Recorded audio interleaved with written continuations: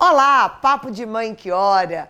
E hoje com sacramentos, para que nós possamos juntas conhecer no processo evolutivo do ser humano as graças que Jesus deixou para nós. Te aguardem!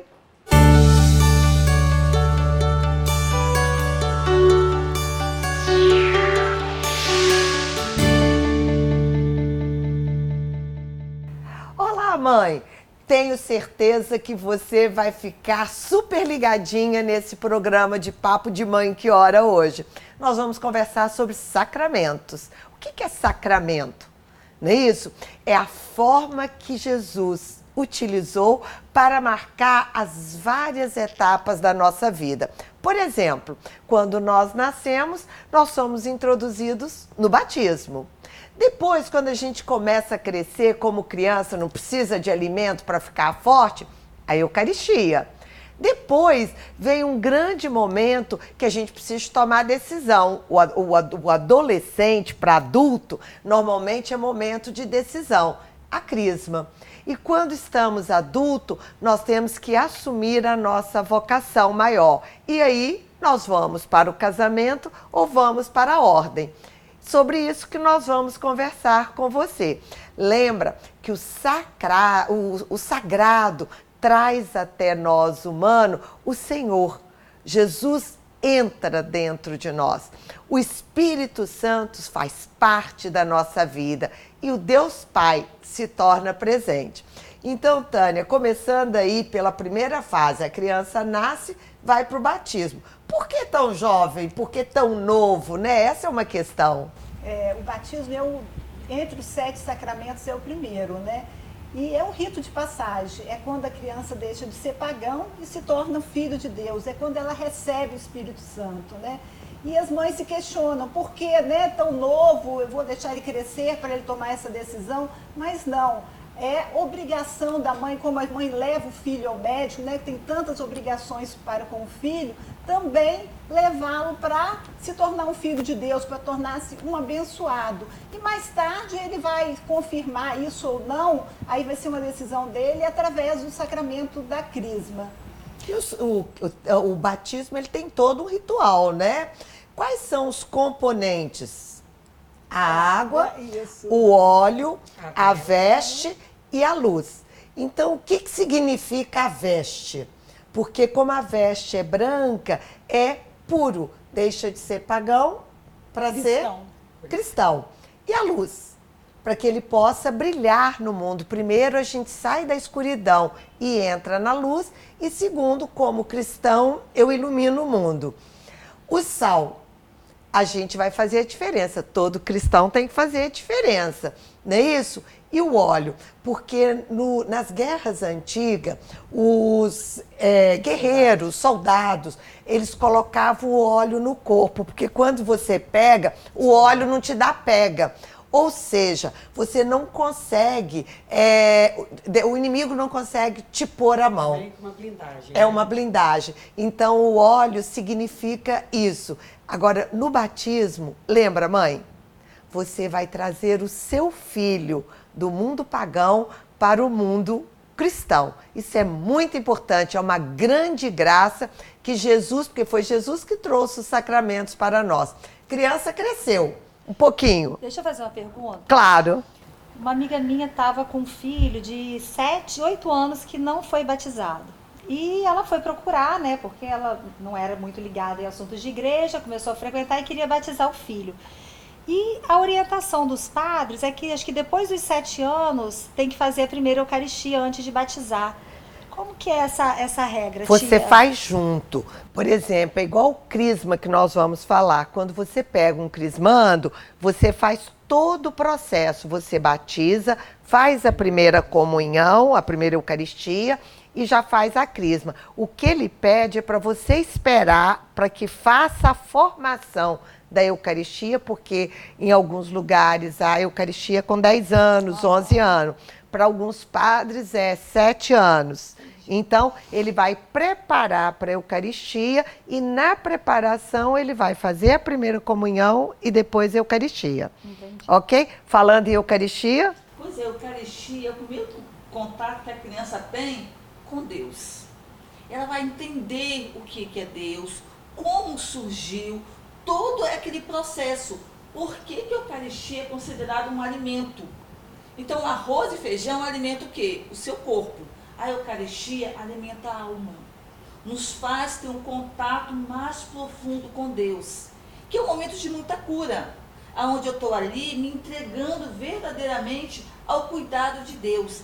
E o padre Paulo Ricardo ainda coloca que a Eucaristia é o momento onde você vai vivenciar todo o amor e o sacrifício que Deus fez por cada um de nós. Então, quer dizer, ele passou por todo o Calvário, e a Eucaristia, e ele a todo momento no Calvário, ele dizia: perdoe, Senhor, eles não sabem o que fazem. Então, no momento da Eucaristia, ele está te perdoando. Ele está te mostrando o sacrifício dele, o quanto ele te ama para ter sacrificado por você. E todo mundo fala assim, é por nós, não, é por mim. Ele fez isso por mim, porque eu tenho os meus erros, ele é individual. São os meus erros e os meus pecados. Então ali ele está me perdoando. E a Santa Camila, né? Ela é individual, é o seu momento, é o seu encontro com Deus. Mas aquilo que a gente colocou aqui na missa, que vocês viram no programa passado, nada impede, na hora que eu estiver recebendo a minha Eucaristia, se tiver uma pessoa do nosso lado, a gente pode doar um pouquinho desse Deus para a pessoa do nosso lado, né? E aí, até passando da Eucaristia, a gente entra na Crisma, né? Que é uma reconfirmação. A Crisma, gente, a importância da Crisma é que o batismo o Pai decide por você. A Crisma você vai decidir por você se você quer esse Deus dentro de você. Então você faz uma reconfirmação da sua fé, você pede o Espírito Santo, né? Na Crisma você traz de volta todos os dons do Espírito Santo para que você possa viver essa vida cristã, mas uma decisão sua, pessoal, né? E dentro da Crisma a gente tem o rito da Crisma é muito lindo, né? Verdade. Tem o óleo de novo, né? Aparece o óleo da Crisma. Quem pode se fazer a Crisma é o bispo, tá? Só o bispo pode dar a bênção da Crisma, que ele vai lá com óleo, né? O óleo que é feito na quinta-feira da Paixão. Ele tem uma missa preparada para todos esses óleos sacramentais. E aí, se o bispo não puder ir, ele pode passar para um padre. Designar um padre. Mas ele tem que fazer, esse padre tem que ser designado pelo bispo, tá? E nessa Crisma sempre é um óleo de oliveira, né? E por que o óleo? É isso aí, para você estar realmente blindado. Na Crisma você fala, eu creio. Não é assim, nós cremos. Na hora da confirmação que o bispo fala, você crê, nananana. A resposta é, eu creio. Não é mais o pai, é pessoal. Sou eu. Então, é uma decisão, é uma reconciliação com Deus, é uma hora que você faz, quem vivenciou a Crisma, e hoje eu participo do curso da Crisma, é um momento muito especial para nós cristãos, né, e que a gente começa a ver um Deus diferente, com uma maturidade maior e a prestar atenção mais nos sacramentos da igreja. Eu queria até dar um depoimento, porque não existe momento para você fazer a Crisma. Porque, por exemplo, eu fiz a minha Crisma tem 3 meses. Por quê? Porque quando eu era da idade certa, vamos colocar, eu já estava trabalhando.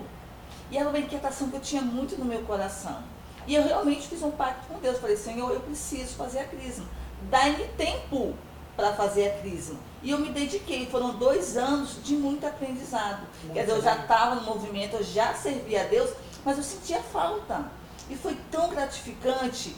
Eu posso dizer para vocês que a minha oração hoje é uma oração mais forte.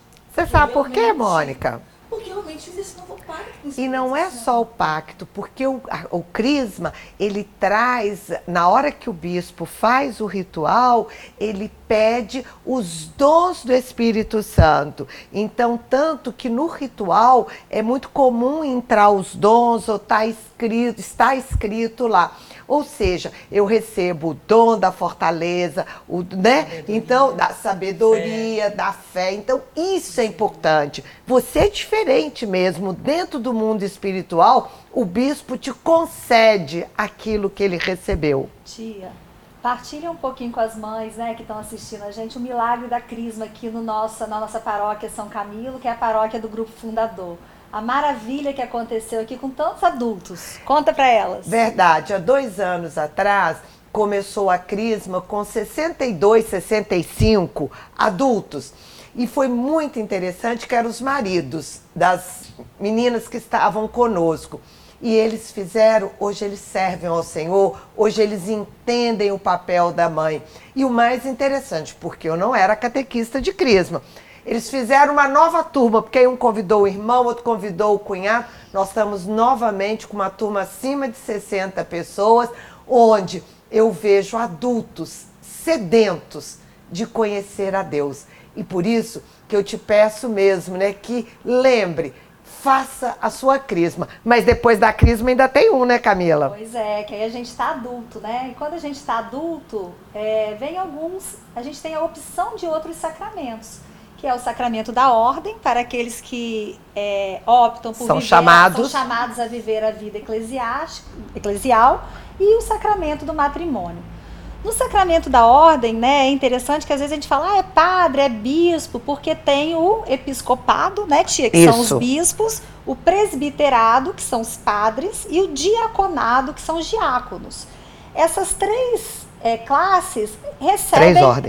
São três ordens, né, porque eles recebem a ordenação. Todas as três ordens, o sacramento da ordem. E o sacramento da ordem, ele vem, né, da imposição das mãos, assim como Jesus fez com seus apóstolos. Não é assim que o bispo faz, quando vai conferir o sacramento? Daquilo que ele recebeu, né, Pedro recebeu de Jesus, Pedro recebeu de Jesus, Pedro vai passando sucessivamente. E a partir dali, né, um legado muito grande, onde eles passam a poder oferecer o santo sacrifício, abençoar o pão e o vinho, eles passam a perdoar os pecados, a ter essa bênção divina conferida por Deus, para poder perdoar os pecados do próximo e também administrar a igreja, que é feito sobretudo pelos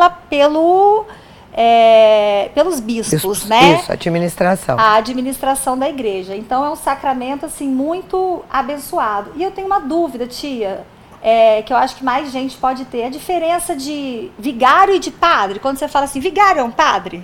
Vigário é um padre, só que eles têm função na igreja. Então, o padre pároco é o que administra a igreja. O vigário é o ajudante do padre. Ele tem função de padre, mas ele não tem a função administrativa da paróquia. Ele está sempre vinculado ao padre. Isso. Normalmente são os padres que estão começando, são os padres, por exemplo, que dão aula e não podem assumir uma paróquia, mas querem exercer a missa.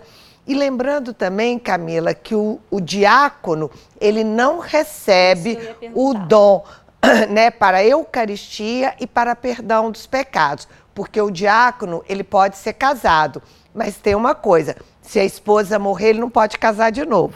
Então o sacramento da ordem tem particularidades para o diácono. Tem particularidades para o diácono. E o padre, no caminhar dele, primeiro ele é diácono, para depois receber a parte de padre. Pois é. E tem, né, o sacramento do matrimônio, que foi o último dos sacramentos. Porque no Antigo Testamento, né, antes de Jesus, o casamento era um contrato, não era isso? É isso aí.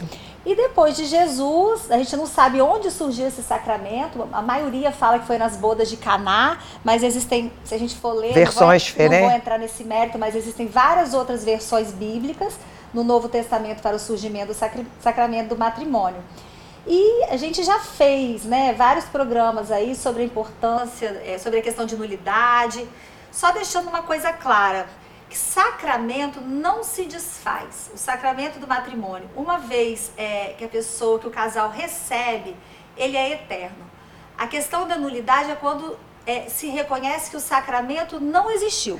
Ok. Não é isso? O batismo, uma vez batizado, se você muda de igreja, se estiver dentro do CONIP, não é batizado de novo, né? Você vai para uma igreja batista, eles não vão batizar de novo, porque uma vez batizado, uma vez marcado. Feche os seus olhos e agradeça mesmo ao Senhor a graça de você ter os seus sacramentos na sua vida.